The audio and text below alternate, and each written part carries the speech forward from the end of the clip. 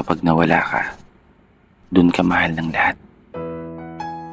Dumating ka na rin ba sa punto na pakiramdam mo, ubos na ubos ka na? Yung sitwasyon na halos wala nang lumabas na luha sa iyong mga mata. Mga panahon na hirap ka nang makatulog sa gabi. Kakaisip kung kaya pa ba. Oo, kaya pa ba ng sariling pagod na sa dami ng mga problema kong dala-dala. Hindi mabilang na mga pagkatalo at araw-araw na pagkadismaya sa kadahilan ng hindi ko magawa yung mga bagay na nagagawa ng iba. Kaya minsan, naisip ko na lang, gusto ko na lang mawala. Gusto ko na lang maglaho na lang ng bigla. Pero alam mo, na-realize ko, paano na lang yung mga mahal ko sa buhay kapag nawala ako? Paano na lang yung mga taong umaasa sa akin?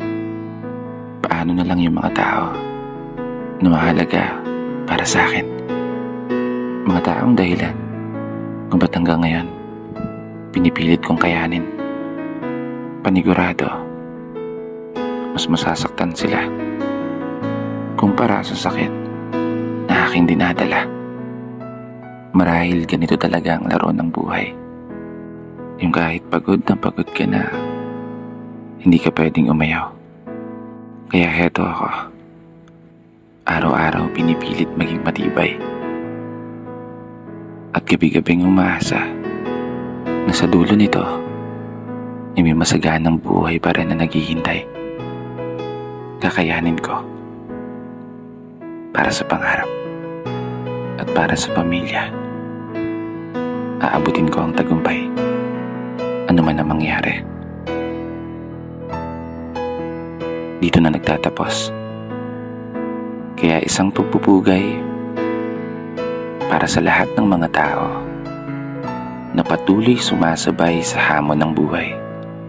Ako nga po pala si Brother Matt at ito ang aking munting tula. Sana nagustuhan nyo.